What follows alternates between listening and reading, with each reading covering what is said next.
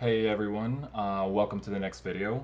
In this video, we're going to be discussing gravitation, and I don't expect this to be a terribly long one. I don't think that the ideas I'm going to present here are too complicated. Hopefully you agree, but I'm going to do my best to make it as clear and concise as possible. Okay, so let's just begin by reminding ourselves what we've been doing with the gravitational force and the gravitational potential energy so far, right? So I'm going to say so far we've been taking the gravitational force on an object and the gravitational potential energy of an object to be so the gravitational force, right, mg, and the gravitational potential energy, mgy. Let me just fix this because that should be a vector, and there's that. So yeah, this shouldn't be shocking to anybody. We've been working with both these ideas quite a bit, I think. But what we're going to see is, well, that they are. Well, actually, let me just say it best with a meme here. And there you go. We're going to revise these ideas, make them more accurate. Okay, so let's talk about the precise definitions of these. Or of this force and the gravitational potential energy. Okay, so let's start by defining gravitational potential energy. And so as we go through the video, I'm going to try to have a way of verbally differentiating between the old way and the new way of expressing the force and the gravitational potential energy. And so if I say something like the more precise form, that's going to refer to the new form of the gravitational force or gravitational potential energy that I'm introducing here.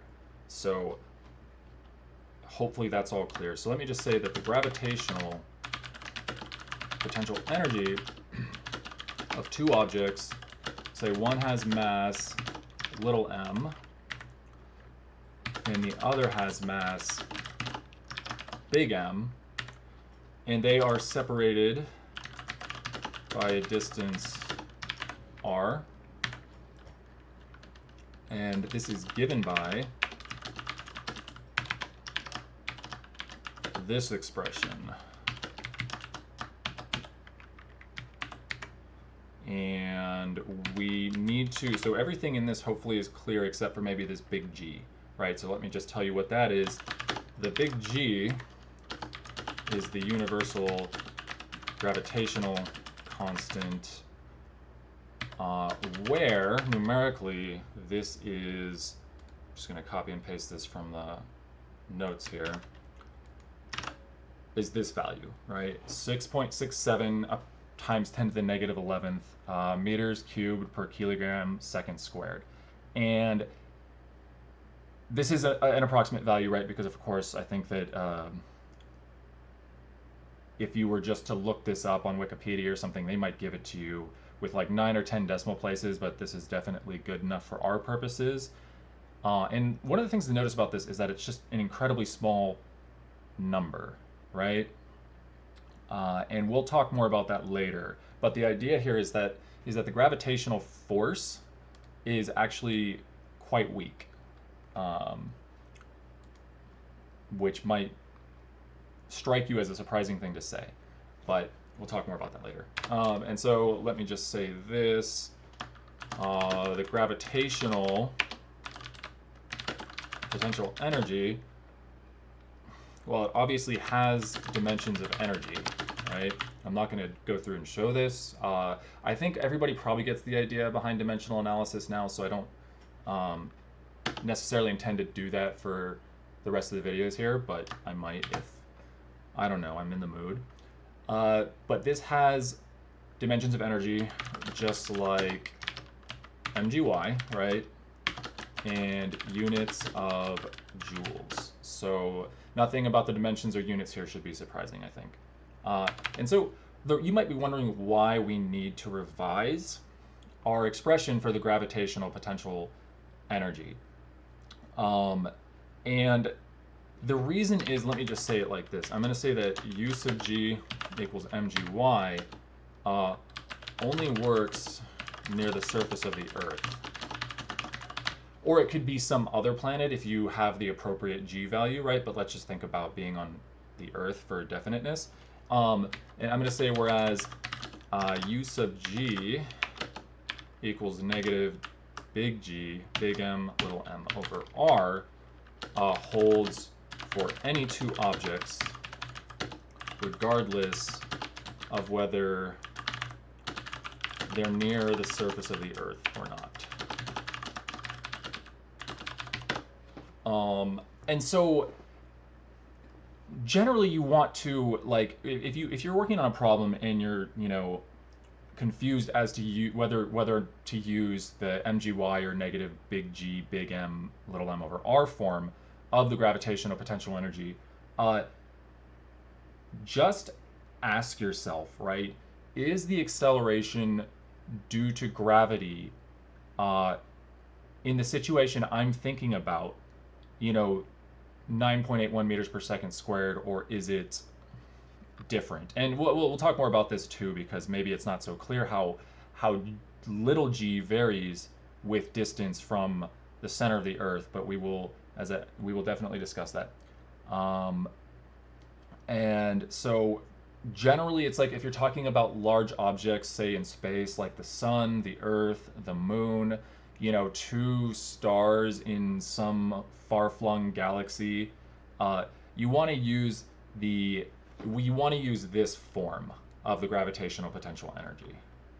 And practically speaking, right, we've kind of in this class, we've already covered this, I think, pretty extensively. So just practically speaking, it's kind of like, I don't really have much of a reason to have you get more practice with this. But this will definitely be something I want you to work with and get comfortable with. So kind of suggests that from now on, it's this, right? It's this new expression for the gravitational potential energy. If you're just, stumped and have no idea which one to use. Okay, so I want to talk about the gravitational force next, and we can get this without too much difficulty because we just remember that as the gravitational force is conservative, this is still true, right? We can write it as the negative gradient of the corresponding potential. And we find, remember, gradient is just this idea where you take the x derivative of some function, right? That's your x component. You take the y derivative of some function, that's your y component, and so forth, right? And this is particularly nice because the gravitational potential energy only depends on one dimension, right? It's just the distance, right? The straight line distance from the center of mass of one object to the center of mass of the other. And we could always call the line on which well, I was going to say force, but we haven't really talked about the force yet, but we can always call the line, say, separating the center of masses of the two objects our x-axis we want, or our y-axis, or our z-axis, right? So in problems involving two objects where you have to find the gravitational force between them, these are always one-dimensional, right? And this is actually because the gravitational force is a central force, right? It just acts along the straight line connecting the center of masses of the objects. Okay, but we don't really need that so much. I'm just saying this to convince you that to find the gravitational force, we can just take the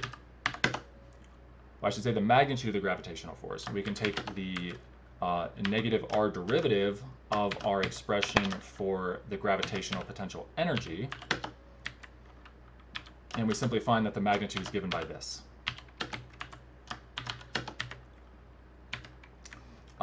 And we can express this as a vector if we want. And this might look something like this. I'll just copy and paste this from the other document.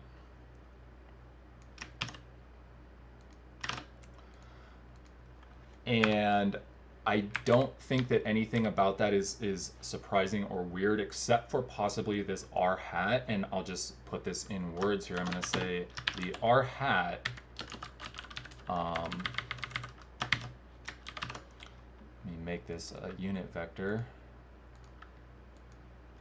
simply indicates that this force is directed along the straight line connecting the two objects' centers of mass.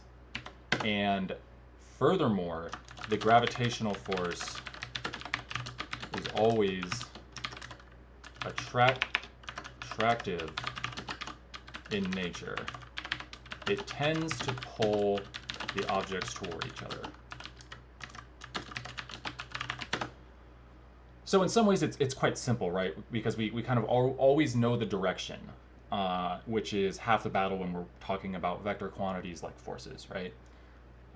Okay, so I'm going to work an example now, and this is sort of just going to confirm something that we already know, but I think it's good to see.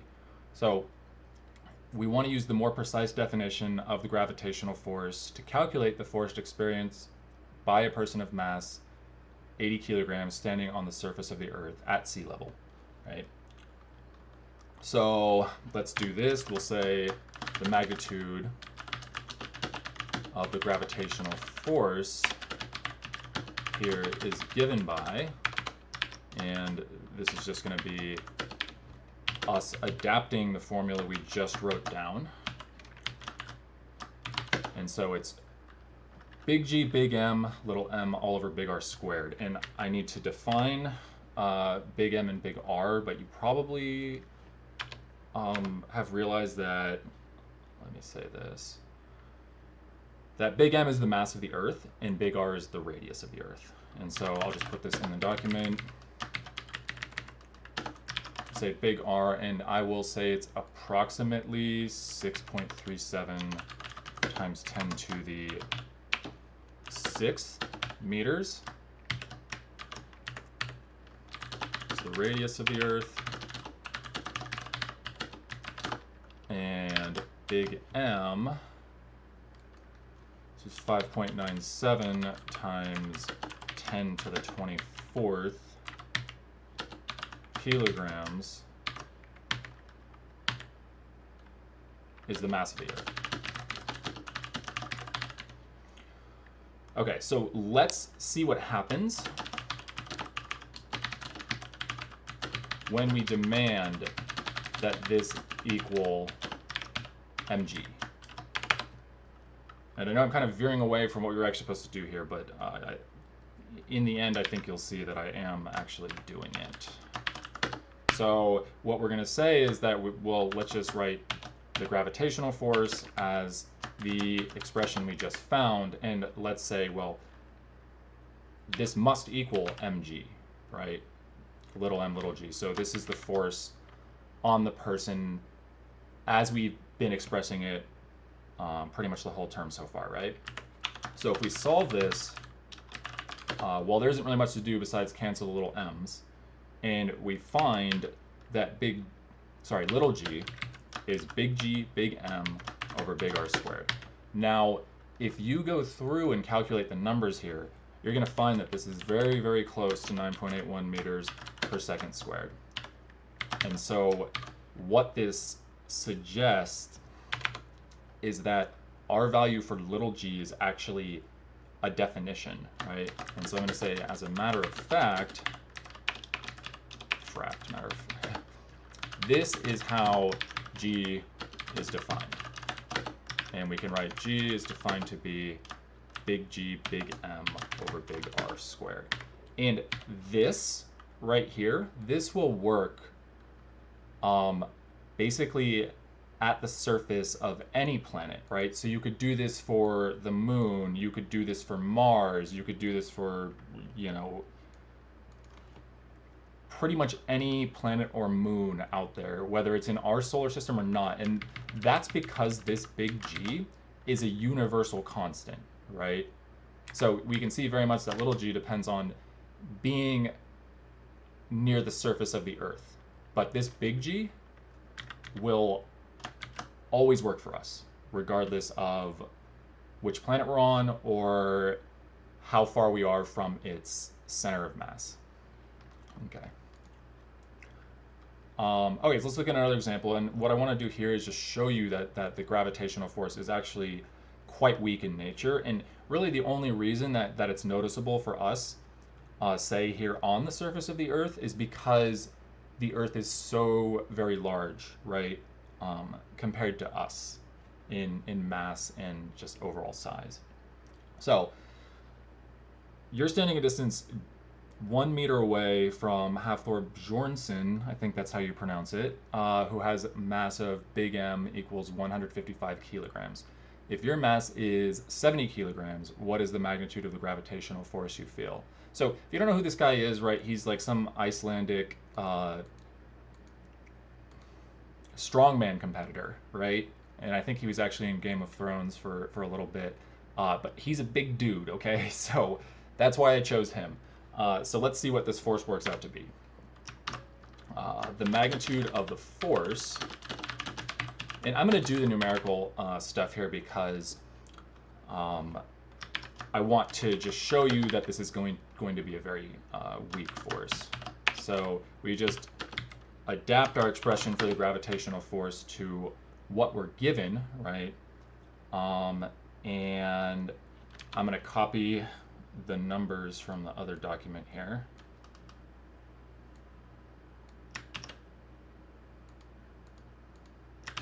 So this is what it would look like, right, as you're, say, plugging it into your calculator or Mathematica or whatever. And this is going to equal 7.24 times 10 to the negative 7th newtons, right? So this is really, really small. And so this is why, you know, if you're standing next to somebody, you certainly do not notice the gravitational force associated with your proximity to that person. And again, it really just comes down to the fact that the gravitational force is only noticeable to us as far as the gravitational force exerted on the Earth by us because the Earth is so large and massive. Okay. Cool. But this is definitely there, right? It's a real force that is there. It's just negligibly small. Okay. And I think that's pretty much it. I do want to talk about one more concept here, and I'm going to do this with an example. The idea is escape velocity, right? And we'll talk about what this means. So this is the example. I'm saying that Jeff Bezos is planning his next trip to space, but some disgruntled Amazon employees are conspiring to make it so that he never returns to Earth. So the question is, with what speed would his rocket have to leave the Earth to make it so that this happens? So let's just go about this, right, step by step, and kind of see what conclusion we arrive at here. We can still apply conservation of energy with the new form of gravitational potential energy, right? This is a big idea here. And let's see, I want to talk about the fact that it's negative, but I'll talk about that in a little bit. So let me just say, let's call the mass, or the total mass of the rocket, including Jeff inside, M, okay? Now, obviously, it must leave the surface of the Earth with some kinetic energy. So we can write K initial equals 1/2 m v naught squared. And that's it. There's nothing, you know, new here, right? This is just the kinetic energy of the rocket. And if we use the more precise form of the gravitational potential energy, the rocket will also have some gravitational potential energy as it is taking off. And we'll just call this U naught, and this will be negative big G, big M, little m over big R, where again big M is the mass of the Earth and big R is the radius of the Earth, right? So we're assuming this takes place approximately at sea level. Okay, so that's all well and good, and so we could write the total initial mechanical energy as, and we'll say E naught equals K naught plus U naught, and this is just 1/2 m V naught squared minus big G, big M, little m over R. Okay, now what I wanted to say, right, is that I probably should have mentioned this right at the beginning, but this is negative, right? It's defined to be negative because all these quantities here are always necessarily positive. And so that might seem weird to you, and that's natural, right? I just remember it seemed very weird to me the first time I saw this too. But remember that this comes back to the idea that a specific value of gravitational potential energy is not meaningful. What's meaningful is the change in gravitational potential energy, right? So that's one of the ideas we had from before, and that will continue to be the case even as we work with this new way of expressing the gravitational potential energy. So just trust that it works, right? I've seen students are like, oh, let me just make this positive because I don't like the no. Don't force it to be positive. Just write it exactly as it is, right? And it's all going to work out if you set the equations up correctly. Okay, now let's talk a little bit conceptually about what we're saying or what we're requiring here. And so I'm going to say the final energy is a tad more complicated. So we are requiring that he completely escape the gravitational pull of the Earth, right? And mathematically, this means that we must have R approaching infinity. And let me just go back to the generic form of this, right? So we can talk about why this is the case. But remember that this was our generic form of the gravitational potential energy. The only way this can go to zero, well, it's not. I shouldn't say that because it can go to zero a lot of ways. But one of the ways it can go to zero is having this approach infinity, right? Because as this term in the denominator gets larger and larger and larger, the overall expression gets smaller and smaller and smaller, right? And you could try this, right? You could just say, well, let's call this a constant, right? Just bundle it all up into one constant, and then say, okay, now let's say that, I don't know, just make up some numbers or something. Let's say that R is 100 meters, it's 1,000 meters, it's 1,000,000 meters, it's 1,000,000,000 meters, right? And you see that as R increases, the magnitude of the gravitational potential energy decreases. And you could also, if you're comfortable taking limits and stuff, just do it mathematically by taking the limit. So I'm going to write that here. I'm not going to actually do the calculation in detail, but what we're saying is that U final, right? Final gravitational potential energy must be zero. Okay, and then I'm going to say, so we can write U equals 0 in our expression for the final mechanical energy, which we're going to call E as usual.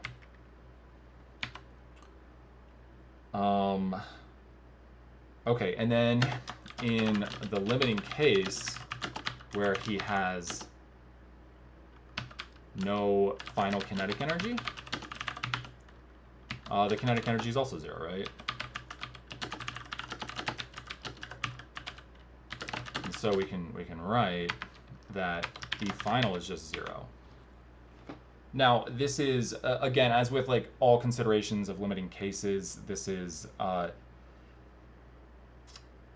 maybe just a wee bit unclear, but you know, we could always say it's okay if he has some kinetic energy after he's escaped the gravitational pull of the Earth, but then I think that once we go through and solve this, we'd see that his initial speed as he's leaving the surface of the Earth must be correspondingly larger, right? So this is mostly just something to simplify the calculation here. Okay, so hopefully we agree that it makes sense to write that his final mechanical energy is 0. So let's do this. Let's apply the conservation of energy, right? From conservation of energy, we have, and we're going to write E initial equals E final. And for E initial, remember we had 1/2 m v naught squared minus big G, big M, little m over big R. And the final mechanical energy was just 0.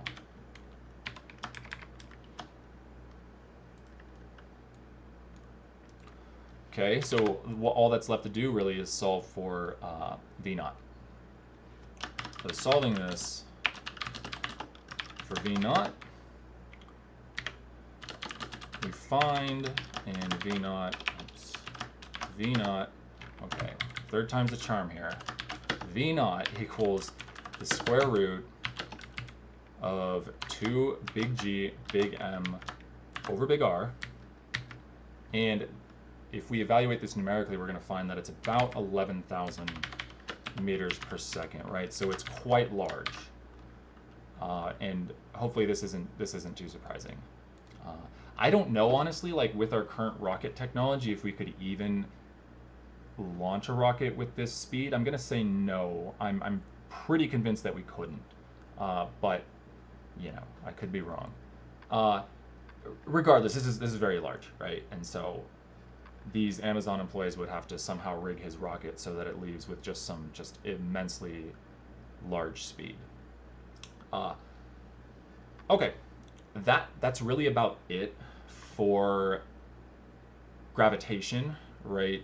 I'm going to give you a few problems to work with these ideas. You'll see some on the quiz. You'll have maybe 1 or 2 on the homework assignment, and hopefully by the time you're all done with that, you're comfortable with this idea. Okay, that's it for today then. As always, if you have any questions, feel free to reach out, and I will see you in the next video.